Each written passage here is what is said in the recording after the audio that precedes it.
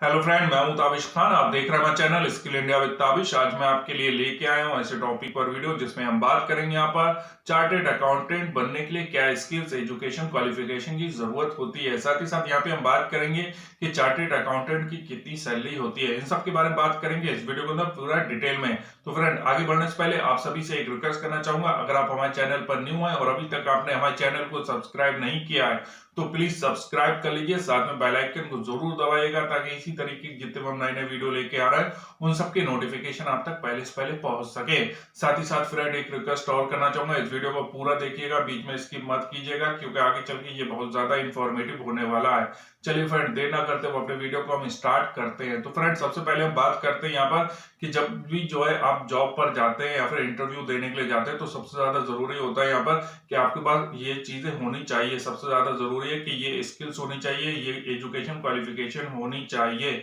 तो सबसे पहले हम बात करते हैं यहाँ पर सीए डिग्री की, कि आपके पास जो है सीए की डिग्री होनी चाहिए, ये बहुत ज्यादा जरूरी होता है। ठीक है, उसके साथ ही साथ आपके जो है जो सीए का एग्जाम है वो कितने अटेम्प्ट में आपने क्लियर किया ये भी देखा जाएगा। तो इस चीज का आपको ध्यान रखना है कि जो भी आपके पास सीए की डिग्री होनी चाहिए, साथ ही साथ आपने सीए को कितने अटेम्प्ट में क्लियर किया उसके एग्जाम को। ठीक है, तो वो भी वहां पर देखा। मैं आपको बताना चाहूंगा, जब आप सीए का एग्जाम कंप्लीट कर लेते हैं फिर उसके बाद में आपको आर्टिकलशिप भी करनी होती है। तो यहाँ पर जो है आर्टिकलशिप भी देखी जाती है कि आपने आर्टिकलशिप की हो।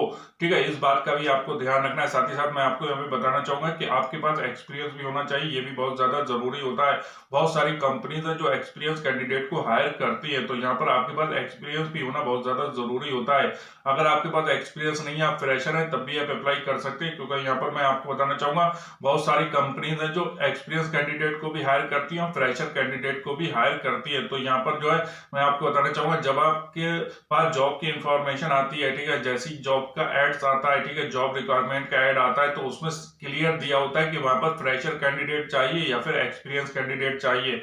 अगर वहां पर एक्सपीरियंस कैंडिडेट चाहिए तो आपके पास एक्सपीरियंस होना चाहिए। ठीक है, अगर वहां पे फ्रेशर कैंडिडेट लिखा है तो आप फ्रेशर है तो भी अप्लाई कर सकते हैं। तो यहाँ पर मैं आपको बताना चाहूँ, अगर आप फ्रेशर है तो भी अप्लाई कर सकते हैं, अगर आपके पास एक्सपीरियंस है तो भी आप अप्लाई कर सकते हैं। बस आपको पहले देख लेना है जिस कंपनी में आप अप्लाई कर रहे हैं वहां पर फ्रेशर कैंडिडेट मांगे गए या फिर वहां पर एक्सपीरियंस कैंडिडेट मांगे गए। जिस टाइप के कैंडिडेट मांगे गए उसी हिसाब से आपको अप्लाई करना है। तो सबसे पहले आपको देख लेना है कि उस कंपनी के अंदर एक्सपीरियंस कैंडिडेट की रिक्वायरमेंट है या फिर फ्रेशर की है। ठीक है, अगर एक्सपीरियंस की है तो आपके अगर पास जो है एक्सपीरियंस है तो आप अप्लाई कर सकते हैं, अगर वो फ्रेशर की है तो अगर आप फ्रेशर है तो आप अप्लाई कर सकते हैं। इस चीज का आपको स्वयं ध्यान रखना होगा। फ्रेंड, आगे बढ़ने से पहले मैं यहाँ पर आपको बताना चाहूंगा कि अगर आप जानना चाहते हैं कि चार्टेड अकाउंटेंट का क्या काम होता है, साथ ही साथ आप ये जानना चाहते हैं कि चार्टेड अकाउंटेंट के जॉब के इंटरव्यू में किस टाइप के क्वेश्चन पूछे जाते हैं, तो इसके रिगार्डिंग मैंने पहले से वीडियो बना दी। आपको जो है सिंपली आई बटन को बजाना, वहां जाके आप उन वीडियो को देख सकते हैं। वहां पर आपको पूरी जानकारी मिल जाएगी कि चार्टेड अकाउंटेंट का क्या काम होता है, चार्टेड अकाउंटेंट के जॉब इंटरव्यू में किस टाइप के क्वेश्चन पूछे जाते हैं। फ्रेंड, यहाँ पे मैं आपको बताना चाहूंगा, यहाँ पर सीए का जो है रजिस्टर्ड और साथ ही साथ सर्टिफाइड भी होना बहुत ज्यादा जरूरी होता है। ये बहुत ज्यादा जरूरी होता है, वहां पे ये चीज भी देखी जाती है।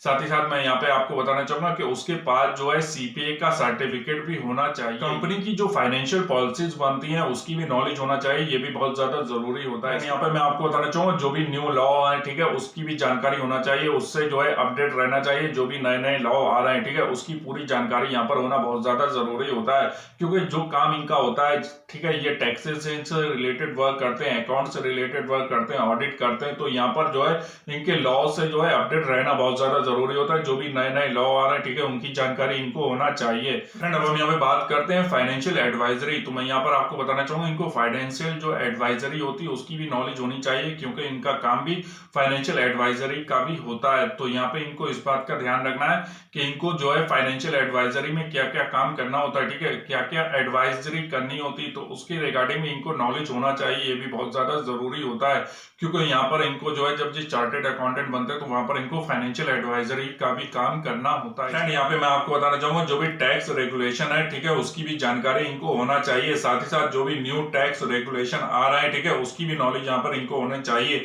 ये भी बहुत ज्यादा जरूरी होता है, क्योंकि इनका जो वर्क होता है, ठीक है, टैक्सेशन का वर्क जो होता है उसमें बहुत ज्यादा जरूरत होती है इस चीज के। तो आपको यहाँ पे ध्यान रखना है कि जो भी चार्टेड अकाउंटेंट है, ठीक है, उसको टैक्स रेगुलेशन की जानकारी होनी चाहिए। साथ ही साथ जो न्यू टैक्स रेगुलेशन आ रहा है, ठीक है, उससे रिलेटेड भी उनको नॉलेज होनी चाहिए। फ्रेंड, यहाँ पे मैं आपको बताना चाहूंगा जो भी चार्टेड अकाउंटेंट होता है उसको इस बात का भी ध्यान रखना होता है अटेंशन टू डिटेल। यहाँ पर अटेंशन टू डिटेल का भी बहुत ज्यादा ध्यान रखना होता है। जो भी वह काम कर रहा है, ठीक है, जो भी फाइलें बना रहा है, ठीक है, जो भी रिपोर्ट्स बना रहा है, उसके ऊपर अटेंशन टू डिटेल का ध्यान रखना है कि आपको अटेंशन होके वर्क करना है। वहां पर कोई भी मिस्टेक नहीं होनी चाहिए, क्योंकि एक एक नंबर भी बहुत ज्यादा जरूरी होता है। हर चीज का आपको जो भी डेटा है, ठीक है, वो एक्यूरेट होना चाहिए, इस बात का ध्यान रखना है। इसके बाद हम बात करते हैं ऑर्गेनाइजेशन स्किल्स। तो मैं यहाँ पर आपको बताना चाहूंगा जो भी चार्टेड अकाउंटेंट है उसके अंदर ऑर्गेनाइजेशन स्किल्स का भी होना बहुत ज्यादा जरूरी होता है, क्योंकि उसको जो है जो भी काम करना होता है वो सारे काम ऑर्गेनाइज वे में करना होते हैं। तो यहाँ पर जो है जो चार्टेड अकाउंटेंट है उसको ऑर्गेनाइजेशन स्किल्स का भी उसके अंदर होना बहुत ज्यादा जरूरी होता है। फ्रेंड, यहाँ पे मैं आपको बताना चाहूंगा कि आपकी जो कम्युनिकेशन स्किल्स है वो भी यहाँ पे बहुत ज्यादा अच्छी होनी चाहिए, गुड होनी चाहिए, ये भी बहुत ज्यादा जरूरी होता है। साथ ही साथ मैं आपको यहाँ पे बताना चाहूंगा कि आपकी जो प्रेजेंटेशन स्किल्स है वो भी अच्छी होनी चाहिए, इस बात का भी आपको ध्यान रखना है, क्योंकि आप जो भी नया प्लान बनाते हैं, नया प्रोजेक्ट के ऊपर वर्क करते हैं, तो उससे रिलेटेड भी आपको प्रेजेंटेशन देनी होती है, सबको वो चीज समझानी होती है। तो यहाँ पर बहुत ज्यादा जरूरी है कि आपकी प्रेजेंटेशन स्किल्स अच्छी हो, साथ ही साथ आपकी कम्युनिकेशन स्किल्स भी अच्छी हो, क्योंकि जो प्लान आपने बनाया, ठीक है, उसकी आप प्रेजेंटेशन दे रहे हैं तो उसमें आपको प्रेजेंटेशन भी देनी है और अपनी कम्युनिकेशन के स्किल्स के हिसाब से जो है उन सबको जो भी लोग वहां पर सुन रहे हैं, ठीक है, उनके सारी चीजें समझ में आनी चाहिए। इसलिए बहुत ज्यादा जरूरी है कि आपकी कम्युनिकेशन स्किल्स भी अच्छी हो, आपकी प्रेजेंटेशन स्किल्स भी अच्छी हो, जिससे कि जो भी बात आप अपनी सामने वाले के सामने रख रहे हैं, ठीक है, वो उसके समझ में आना चाहिए, उसके अच्छे से क्लियर होनी चाहिए, इस बात का आपको ध्यान रखना है। तो यहाँ पर आपकी प्रेजेंटेशन एंड कम्युनिकेशन स्किल्स का अच्छा होना बहुत ज्यादा जरूरी होता है। इसके बाद में हम बात करते हैं कंप्यूटर नॉलेज। आपको कंप्यूटर की भी नॉलेज होनी चाहिए, ये भी बहुत ज्यादा जरूरी होता है, क्योंकि आपको ज्यादातर जितना भी काम करना है वो ज्यादातर कंप्यूटर के ऊपर ही करना होता है। तो यहाँ पर जो है आपको एक्सेल की अच्छी जानकारी होनी चाहिए, साथ ही साथ जो भी अकाउंट से रिलेटेड जो सॉफ्टवेयर है, ठीक है, उनकी भी जानकारी आपको होनी चाहिए। सॉफ्टवेयर है इन सबकी आपको अच्छे से जानकारी होनी चाहिए। अब हम यहाँ पे बात करते हैं सैलरी। मैं आपको अब यहाँ पर बताना चाहूंगा कि जो चार्टेड अकाउंटेंट होता है जब वो कंपनी में जाते हैं तो वहां पर उनको कितनी सैलरी मिल जाती है, ठीक है। तो अब हम यहाँ पे बात करते हैं सैलरी की। तो सबसे पहले मैं आपको बताना चाहूंगा अगर आप फ्रेशर हैं तो आपको थोड़ी सैलरी कम मिलती है। जब आपके पास एक्सपीरियंस हो जाता है और जितना ज्यादा आपके पास एक्सपीरियंस हो जाता है उसी हिसाब से आपकी सैलरी भी बढ़ती चली जाती है। अब हम यहाँ पे बात करते हैं फ्रेशर कैंडिडेट को कितनी सैलरी मिल जाती है। तो यहाँ पर मैं आपको बताना चाहूंगा जो भी फ्रेशर कैंडिडेट होता है उसको जो है यहाँ पर 20,000 रुपए से लेकर 50,000 रुपए तक की सैलरी आसानी से मिल जाती है।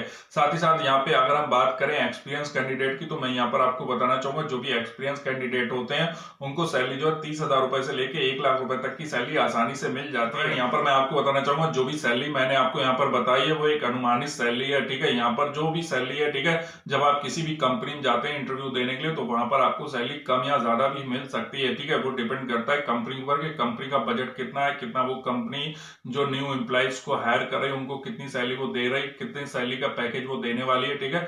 ये टोटली डिपेंड करता है कंपनी के ऊपर, ठीक है, कि कंपनी का बजट कितना है, कंपनी की क्या पॉलिसी है, ठीक है। वहां पर सैलरी घट भी सकती है, बढ़ भी सकती है। जो सैलरी मैंने आपको यहाँ पर बताई है ये एक अनुमानित सैलरी है, ठीक है, जो मैंने वहां पर देखी उसके हिसाब से एक अनुमानित जो जनरल सैलरी होती है वो मैंने आपको यहाँ पर बताई है, ठीक है।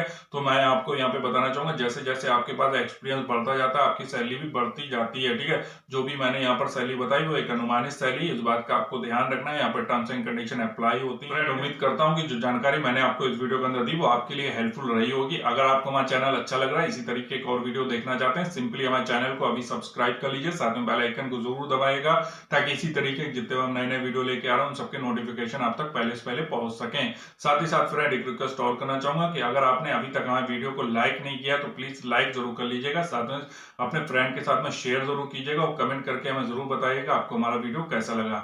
Thank for watching my video.